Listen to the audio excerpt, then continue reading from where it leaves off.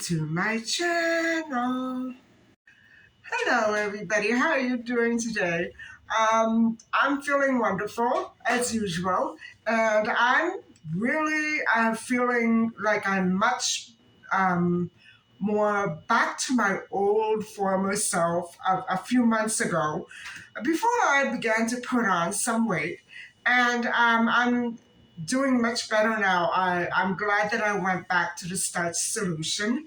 And I have found a way to stay in maintenance while still using my pasta maker. And I'm not going overboard. I'm going within the limits. And mind you, I haven't tried the gluten-free formulas yet. So that's going to be coming a little bit later. But anyway, for today, I thought that we might touch on an old case, an old cold case. And I'm straying from the pattern of my Endless Journeys series. And normally I focus on voyages and trips that ended in some sort of disaster and tragedy. And so what I want to speak on today is a very old case involving a young starlet who was 26 years old at the time that she vanished. And her name was Jean Elizabeth Spangler. And so what I want to say about this case is that it is very much, in many ways, it is very much like a modern day, a typical vanishing in our modern day world. However, she disappeared in 1949 when she was 26 years old, a young, beautiful starlet. And she was an American actress who appeared in bit parts in several Hollywood films in the late 40s. And as a matter of fact, four of the films that she didn't star in them, she appeared in them. They came out the year after she vanished. So it's so intriguing and fascinating that she was able to garner so much public attention for her mysterious disappearance in 1949. And so Jean was born in Seattle and grew up as any normal, typical little girl. And so Jean attended Franklin High School in Los Angeles, California, but she was born in Seattle. And so before beginning her actual film career in 1948, where she appeared as a dancer in several uncredited roles, she also danced. She danced in various places. We're going to talk a little bit more about that later on. And so she grew up, guys, in those days, and she was up and coming at the same time that Marilyn Monroe was. And so as you all know, Marilyn Monroe became very famous in the 50s and early 60s. So a lot of these starlets grew up with this obsession to become famous and a beautiful leading American actress. Many of them did manage to fulfill that dream, but some of them fell short of it. And I would say that Jean may have been one of those women. And so Jean Spangler was born on September the 2nd, 1923 in Seattle, Washington, and was the youngest daughter and child of four other children: Cecil, Martin, Florence, Okay, four children. The parents were Cecil Martin Spangler and Florence Matilda Morris. And so I'm not sure if her parents were actually married, but that has nothing to do with the story. I'm sure they were very moral and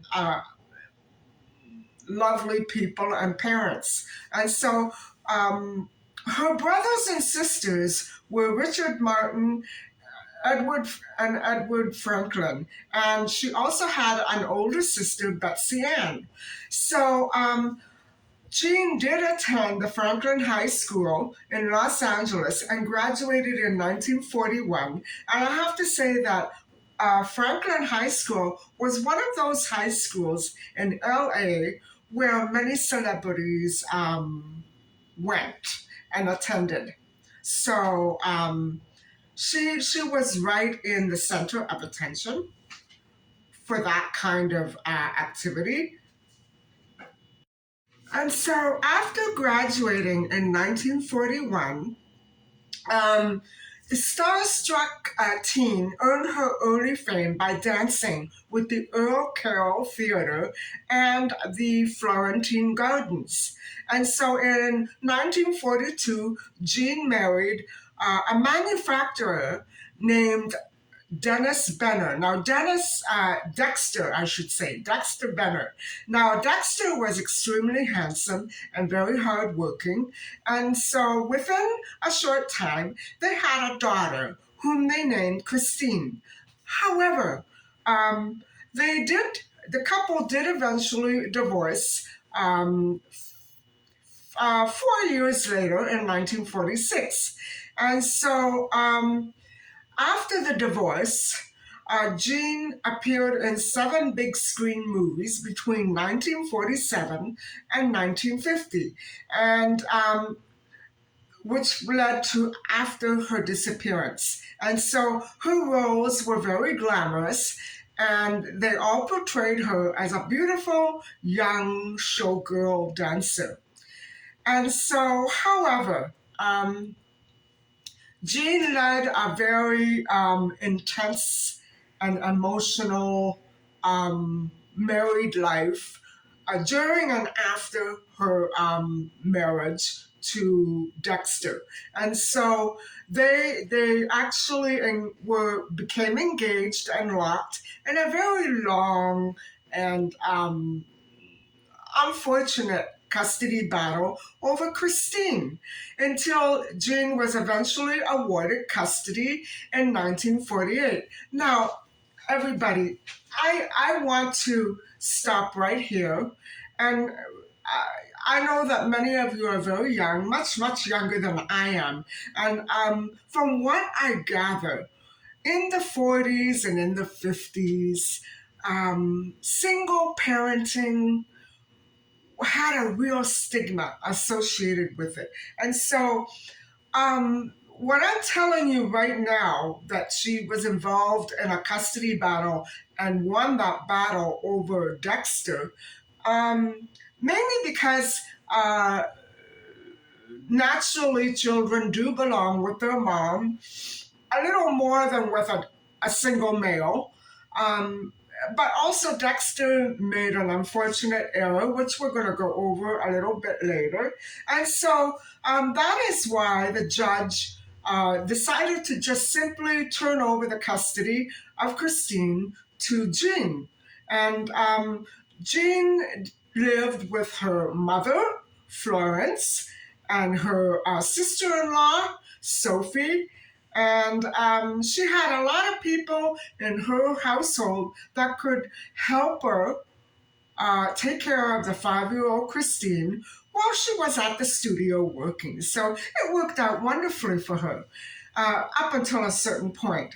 And so for a woman in the 40s and 50s to become entangled in some sort of scandal or unsavory uh, um, relationships, it would have not only affected her career in the negative, it would also have affected the judge's decision should Dexter come after her for custody of Christine again. So Jane was in a very tight spot.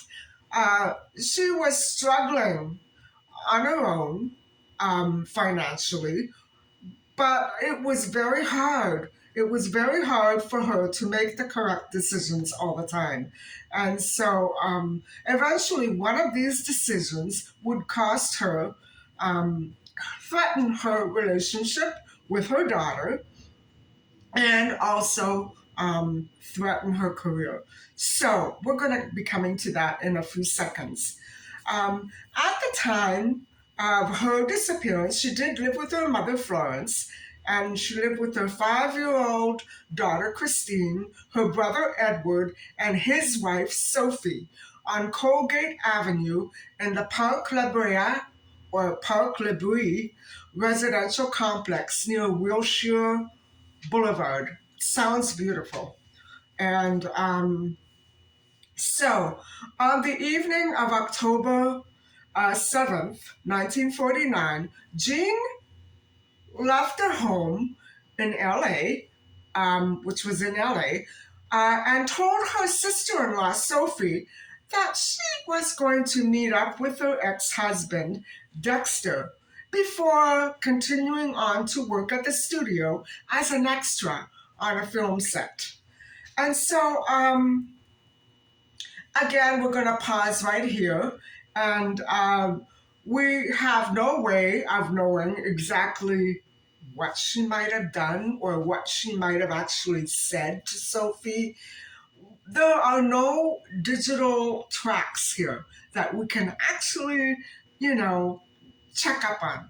There was no CCTV, no cell phones. I very much doubt that land phones were able to be tracked or traced, or it was very hard for people to come up with alibis. And so police were often left to their own devices as to who to believe and who to disbelieve.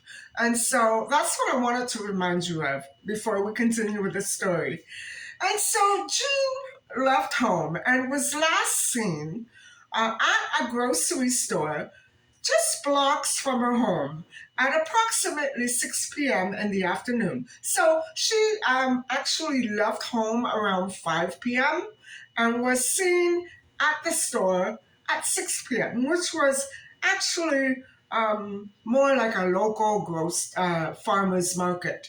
I love those places, don't you? And so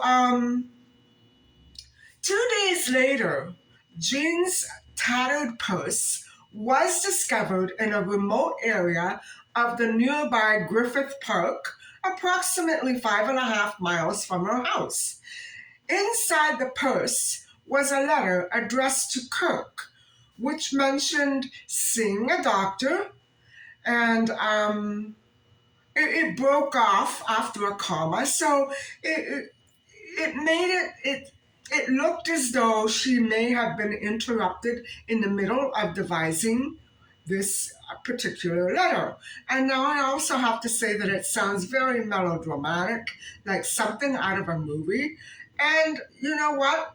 Because people did and thought differently, did things and thought things differently than they do today, um, that would probably be why. I'm not saying that that note was staged or the post was staged or anything like that. I'm just saying that that's really, it seems like a scene from a movie, right? And so the letter mentioned Kirk, mentioned seeing a doctor, and was very mysterious because she had only claimed to be going to see her husband, who was lagging in child support payments. So it's alleged. We don't know. Maybe she made that up to do something else. What could she possibly have had to do that would have been so secret, guys? So this is all the mystery that still surrounds her disappearance to this day. And so Jean's recent work on the film Young Man with a Horn starred Kirk Douglas, the wonderful and handsome and late actor. And I would hate that this actor could have been involved in any of this situation on any level because he was also linked to an attack on a beautiful young and long gone starlet. Um, at the time, she was very young, about 16, something like that. And he was associated with her uh, attack. And so that's why I would hate to think that any of it would be true. And I'm not going to comment because I just don't want to go there. I'm just going to report what the case here is up to. And so it did infer this particular Kirk Douglas. And so immediately after it was called to his attention that Jean went missing and had a note with his um, first name in it, he called the police to try to clear his name and told them he had been in Palm Springs at the time, which police did accept. They must have checked out the alibi and were able to eventually clear him. And I'm for at least that much, I'm glad. So, however, maybe she had just been writing a note to him. That doesn't mean that he was involved in anything. Uh, but I'm sure if he was honest enough, he would have owned up to um, why she might have been referring to him. But we don't know that she was referring to him, so we're going to leave it at that.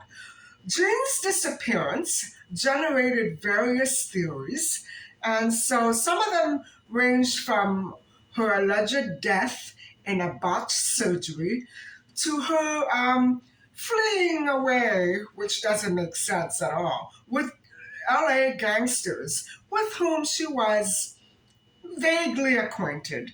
And so, in a minute or two, I'm going to explain why this is so incredulous, and I really refute that theory. But of course, I don't have any facts, so I can't really say too much one way or the other. And so, okay, let's get back to her disappearance. Um, the day of her disappearance on Friday, October the 7th, 1949, was a day like any other. Typical, normal, nothing happening. And so Jean that day had a full work schedule and needed help taking care of her 5-year-old daughter.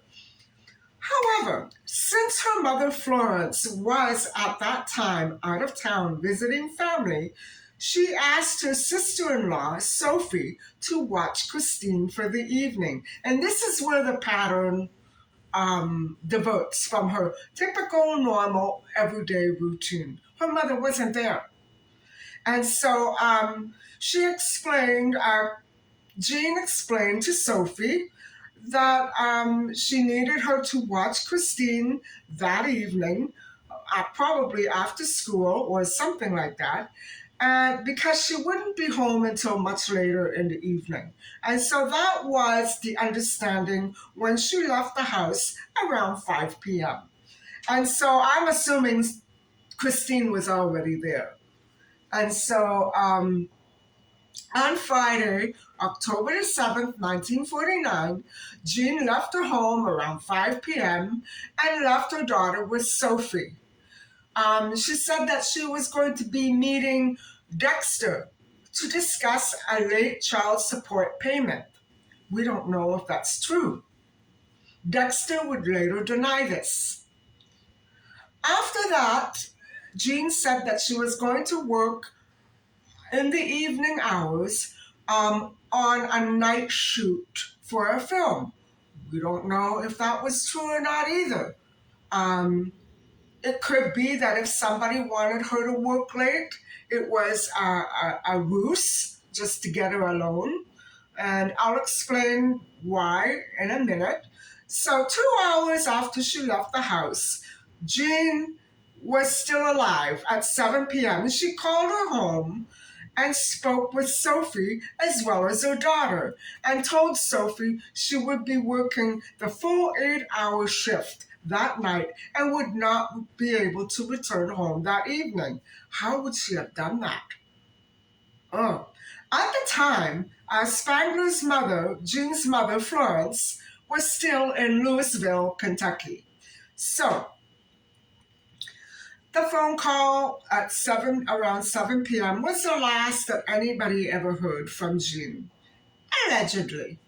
And so the following morning, on October 8th, Sophie went to the police station and filed a missing person report after Jean failed to return home. That would have been alarming, considering that she had just fought a custody battle over Christine. She would never have left her, right? It was a very long and dramatic and drawn out and very highly publicized custody battle. And so, although Jean told her sister in law that she was going to be working late on a film set after she met with Dexter, police checked with the studios and Screen Extras Guild, and they found no records indicating that she had worked that night. If she was to work, she did never make it to the studio. It could be that she intended to work and was detained permanently.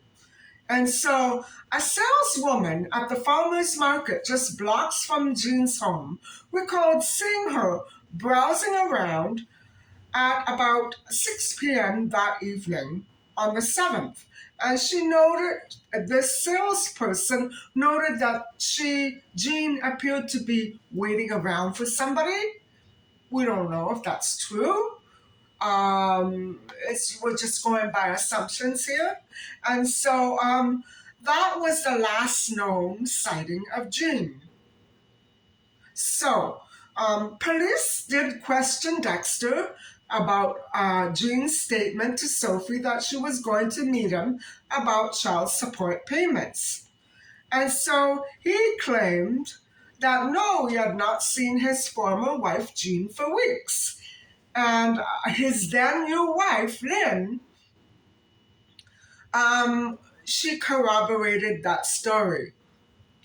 Well, okay, that would have been the only way that police had at the time to corroborate a story.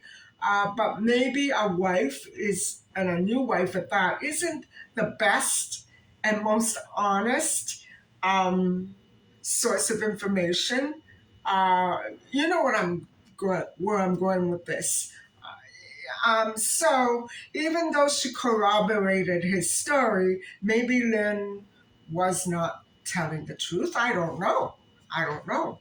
And so to this date, no additional evidence has ever been uncovered in Jean's case, and her whereabouts still remain unknown as to this day. It's very creepy. And so let's get to the search. On October the 9th, 1949, Jean's purse was found near Ferndale Entrance on Griffith Park, Los Angeles, 5.5 miles from her house. And both of the straps were torn as if it had been ripped from her arm. Now, we don't know if the purse in that condition was deliberately left there and staged. To throw off investigators. We don't know if it was a red herring. We don't know anything, right? We just know what we're told. And so around 60 police officers and 100 volunteers searched about 4,107 acres of natural terrain park, but found no other clue except for maybe an old prison uniform that was half buried in the earth. And so There was no money in the purse, and Sophie did say that Jean had no money when she left the house. How would she have known that? Maybe they were very close. Did she go and look in her purse without Jean knowing it? Because maybe if Jean thought she had money when she left the house and then didn't, I know that this is what one person used to do to me from time to time. I would go out for the evening and there'd be nothing in my purse, and that was dangerous. Of course, I couldn't get too far, and I was able to just go back home and get the purse. Or I wouldn't be able to take a cab, right? So maybe she left the house without realizing she didn't have any money. I don't know. And so, hey, but it's unusual to me that Sophie would have offered this information. I don't think, maybe it's typical that she knew she had no money.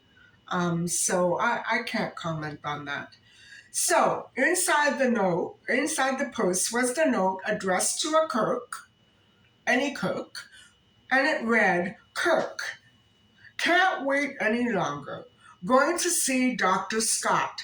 This will work best while mother is away. And there was a comma after that. And so the note ended as if she were interrupted abruptly amidst writing it. And so neither Kirk nor any Dr. Scott could be identified or located, and neither Jean's family nor her friends knew anyone by those names. And I have to stop again here to say that because of the type of doctor that Dr. Scott probably could have been, it's not likely anybody would have ever admitted to knowing about him. Understand what I'm saying? And so it's a very sad case, guys. I don't know what happened in those circumstances, but we're going to go on.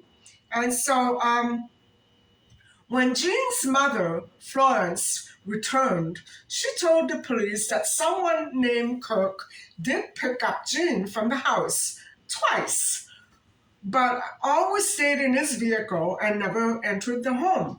And so police questioned every doctor named Scott. And I laugh at this because even if he existed, they would never have been able to find out. None had a patient with the last name Spangler or Dexter Benner, her married name. Really, they may not have been at liberty to divulge any such information considering the doctor's vocation. So Jean had once been involved with an abusive man called Scotty, but her lawyer dismissed that it was the same person since he knew that Jean had not seen him since 1945. And guys, I would imagine that this would be one of the reasons why Dexter was so persistent about pursuing the custody battle with Christine. I mean, obviously did not trust his wife's judgment where his daughter was concerned. And so, okay, Griffith Park was searched over that week by about 200 volunteers and law enforcement. And during the search, a volunteer's dog did dig up a denim LA County Jail uniform in a shallow hole, but nothing else belonging to Jean was ever found. So, moving on to theories and alleged sightings of Jean Spangler. And first, a few facts that need to be clarified before we go to the theories. At the time of Jean's disappearance, she had recently, as I told you, been involved in filming a bit part in a film called Young Man with a Horn that starred Kirk Douglas. And this led obviously to public speculation that he was indeed the cook mentioned in the note found in her purse. But it doesn't necessarily mean so. It's just that, this guy picked her up at the house. He never got out of the car. It got to sounding and seeming a little bit suspicious. But of course, then it could have been anybody. So, upon reading about the discovery of the note, Kirk himself, the Kirk Douglas, called the police and denied that he knew Spangler or Jean on a personal basis. And I think he did the right thing. Later, when interviewed via telephone by the head of the investigating team, um, unfortunately, in those days, they didn't believe in one on one. I think, but then again, Kirk Douglas, if he really indeed had been involved, he was an excellent actor, and I do love him for that. Um, he probably would have known how to convey um, what he wanted to put across, but I'm going to leave it at that. I'm just saying, I'm hoping, I'm hoping, I'm praying that he was never involved. Um, we have to, hope that maybe someday the truth will come out. So, Douglas did admit that he had talked to her, Jean. He had talked to Jean and cared with her a bit on the set. And I'm sure that he did that a lot. I heard very much regarding his charming personality. I think he was like that with everybody. And so, but that wouldn't have meant that he was carrying on with her or had a friendship with her or was doing something with her. Um, but he did impress that he had never spent time with her outside of the studio. So there you go. That was his claim. On October the 12th, Kirk Douglas gave a formal press statement in which he said, I told the detective, Thad Brown, that I didn't remember the girl or the name until a friend recalled it. And that it was she, Jean, who worked as an extra in a scene with me in my picture, Young Man with a Horn. So even though he kidded with her, he apparently didn't really know her by name. So this is the impression that we get from this press conference. And so it was a very high profile case indeed. And he goes on to say, then I recalled that she was a tall girl wearing a green dress. I talked about and kidded with her a bit on the set, but I never saw her before or after that. And so maybe that note was fabricated. And I have never been out with her. So do you see, guys, why I think that maybe that note was a bit of a stage prop? Who knows? Um, if the detectives did analyze the handwriting. I don't know. I don't know. I have no idea. So, Jean's girlfriends told the police that she was 3 months along and expecting child. So, when she did disappear. So witnesses who went to the same nightclubs and bars as Jean did told police that they heard of a former medical student known only as Doc, who performed surgery, and I'm not going to tell you what surgery, for money. But police could not, obviously and apparently for very good reasons, locate him or even prove that he ever existed. And so I'm sure those girls would not have lied. Um, it's very unfortunate that the way that things were, there was not that much of an easy access to information as we have today. And so police wouldn't have had to go through all that. They would have been able to search it out for themselves and come down to their own conclusions, but they had to rely on witnesses who probably were uh, young, starving starlets who would have been terrified to talk or give away any information lest they end up like Jean. Or maybe draw attention to the fact that other fellow female stars might have been involved in the same sort of situation. They didn't want to go there, and I don't blame them. So I think maybe that part of the investigation was weak, not through any fault of the police department, but just because that's the way things were in those days, right? And so, okay, let's get to the first theory. There's only a couple here. And so, one is that Jean disappeared under circumstances related to the botched surgery that was investigated by police. And guys, can you imagine what would have happened to if Dexter found out? Maybe he did find out. He would have taken Christine immediately, which he does eventually. Just hold on. And so Jean told her friend, Robert Cummings, the actor, that she was having a casual fling with a man. But she did not mention the identity of the man. And when Robert Cummings asked her if it was serious, she responded, and it's a sad, guys, no, but I'm having the time of my life. In my opinion, she must have been so deeply troubled to have this situation going on with her health and her life, her career, her daughter at stake, and simply responded, oh, I'm having the time of my life. No, she had to have been terrified and mortified because it was like wearing a big, huge scarlet letter on your chest.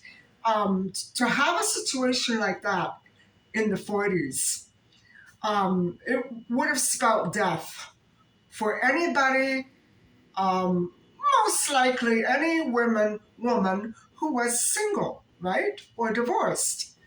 Um, wow, what she must have faced in those days. I'm afraid to go there. Um, I feel bad that women had to go through that.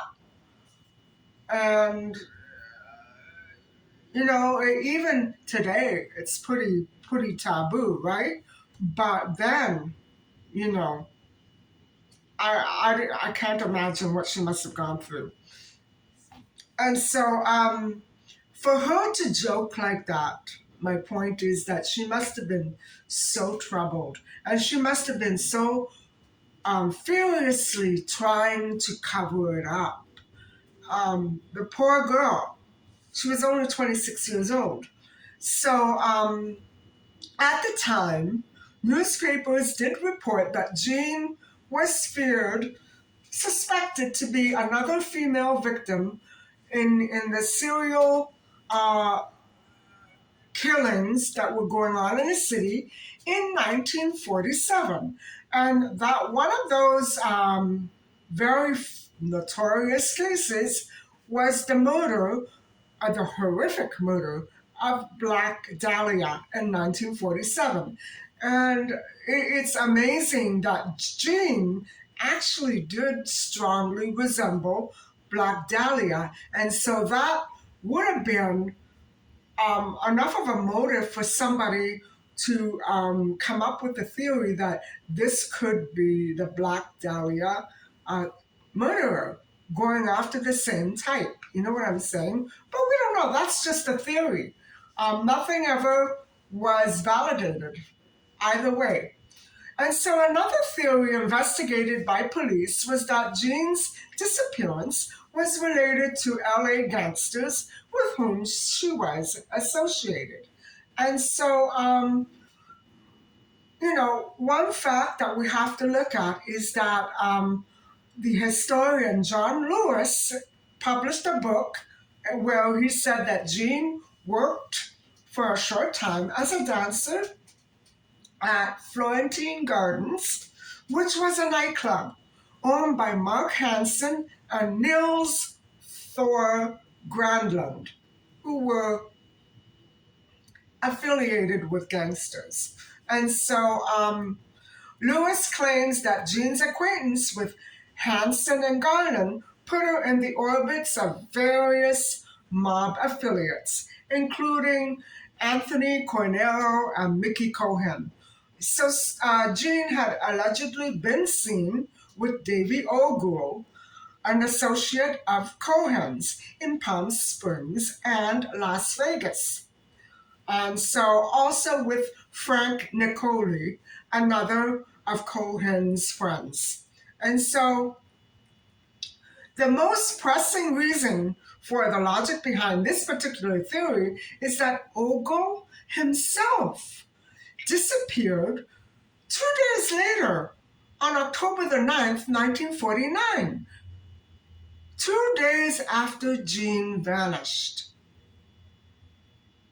So mysterious. And so this fact led police to investigate a possibility that Jean and Ogle, who was under indictment for conspiracy, fled to avoid prosecution. Well, Jean wasn't going to be prosecuted. Ogle was. Jean had a 5-year-old child. So, although maybe she became part of this web inadvertently, maybe she knew something that she shouldn't have known, or maybe she was at the wrong place at the wrong time. I don't know. I don't know. So police interrogated Thomas Ellery Evans, a gangster and acquaintance of Ogle, during their investigation. And in April 1950, Jean's sister Betsy testified that neither she nor her sister were acquainted with Ogle, Cohen, or any of his associates. But that doesn't tell us much, right? Okay, so now we're at the last part of our story, and we're going to be discussing the aftermath and Christine's abduction by Dexter. So, shortly after Jean's disappearance, custody of her and Dexter's daughter, Christine, was temporarily awarded to Dexter on October 27th, 1947, 1949, just 20 days after she vanished. And so the follow poor Christine, she was just 5, 6.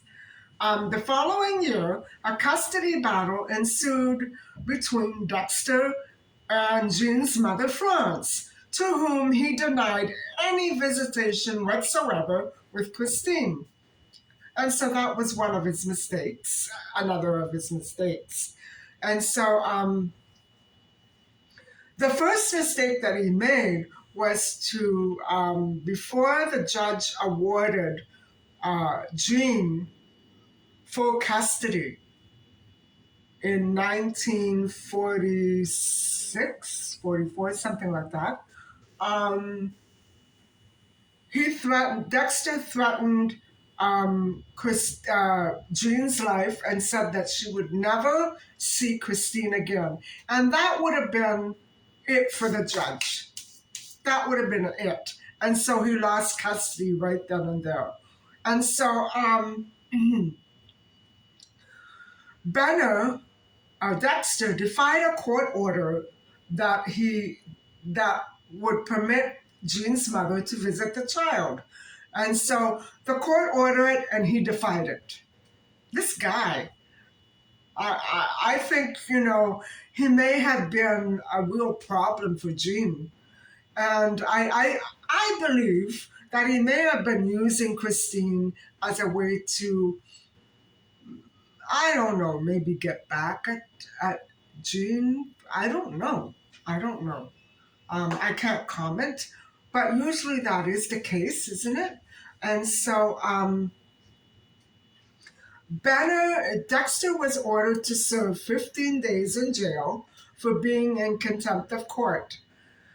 So when he was ordered to serve 15 days in jail for being in contempt, he abducted his daughter Christine and fled to Florida. Just like that. And nothing ever happened to him. Unbelievable. Dexter passed away recently, well, not that recently, on May the 7th, 2007, in Jacksonville, Florida. And so he lived out his life fine. I don't understand that. Um, So the police department continued the search for evidence and circulated Jean's picture for several years in an unsuccessful attempt to find her or any reliable leads. So the famous columnist, Luella Parsons, offered a $1,000 reward, and back then that was a fortune, for any information concerning Jean's disappearance or her whereabouts. Despite a nationwide search, no further clues have ever surfaced to this day.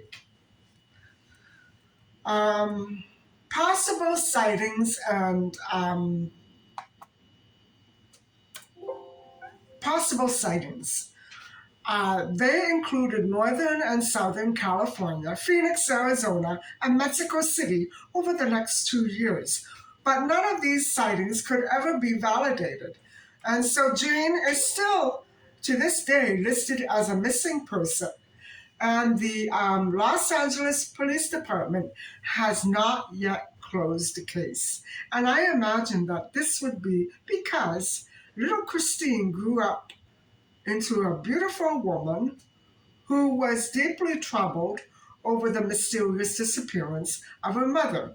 And so that's why, guys, um, it's unfortunate that the police did not do a more, or were not able to do anything more thorough than take Lynn Benner's word at face value, because in those days nothing else could have been nothing much could have helped them unless they had digital evidence of Benner's whereabouts at the time that Jean went missing.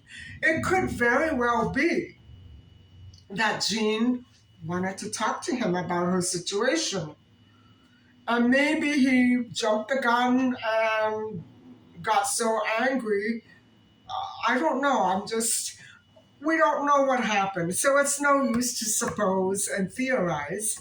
Um, it's very weird how much has progressed since then, in terms of how police conducted their investigations. And so that is the end of this discussion for today. Nothing very interesting went on today, except that it was a beautiful day, and I spent a good part of it out looking for a ravioli maker, an electric one. And so, anyway, guys, I hope that you enjoyed the vlog. I hope you enjoyed spending the day with me, and I'll talk to you tomorrow. Bye bye.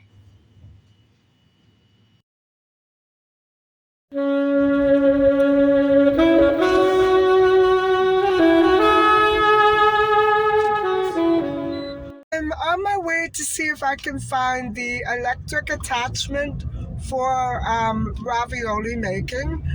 And I'm not anticipating finding it, but I'm going to go back to the place where I got the pasta machine and maybe ask around if they actually carry it. And so I know that the attachment that I saw featured online goes with this specific model. make, whatever. And so I should be able to find it. I just don't know exactly where. So that's about all that's on my agenda for now. So it shouldn't take me very long though. And so, guys, after that, I'm probably going to be on my way to pick up a couple of ingredients like squash for the ravioli, which I want to have I want to do a mixture of maybe peas and squash. And I also need to pick up some tomatoes for tomato sauce. And so I'm not promising anybody anything. It's not going to be in today's video. Today I'm going to be discussing the mysterious disappearance of Jean Spangler in 1949. So stay tuned for that a little later on.